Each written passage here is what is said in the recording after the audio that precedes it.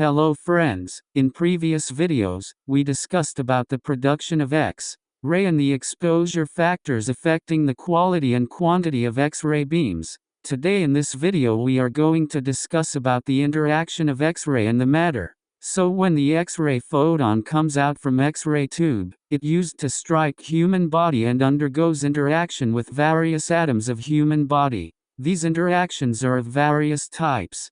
First one is the Compton scattering. This Compton scattering is the most common type of interaction. This interaction is responsible for scattering of the radiation which ultimately leads to reduction in the contrast of X-ray film.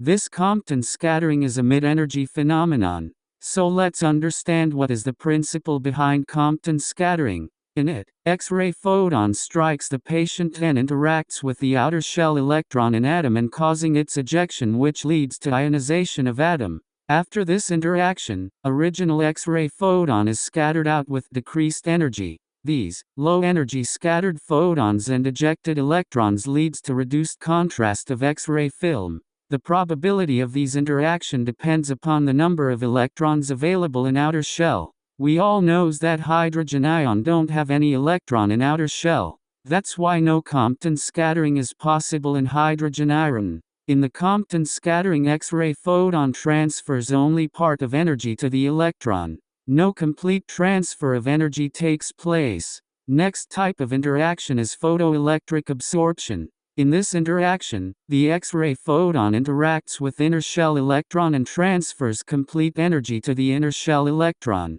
It leads to ejection of inner shell electron, and vacancy created due to this ejection will be filled by outer shell electron. The energy difference between outer shell and inner shell leads to production of characteristic radiation which leads to increased radiation exposure to patient. This photoelectric absorption is low energy phenomenon. The important keywords in it are inner shell electron ejection, low energy phenomenon, and complete transfer of energy. Only above these two interactions that are Compton scattering and photoelectric absorption are important for diagnostic radiology.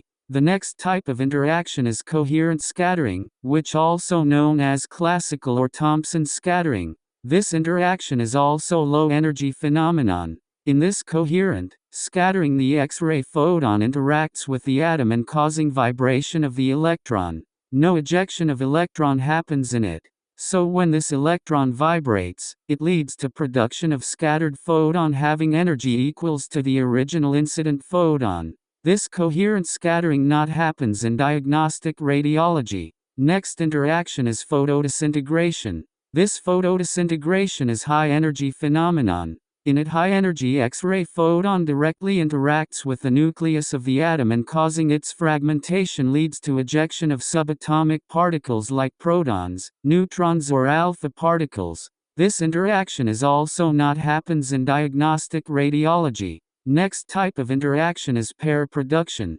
This is also high energy phenomenon in which high energy X-ray photon interacts with the nucleus and leads to production of electron and positron. It also not happens in diagnostic radiology. So in this video we have learnt that pair production and photodisintegration are high energy phenomenon while photoelectric effect and coherent scattering are low energy phenomenon.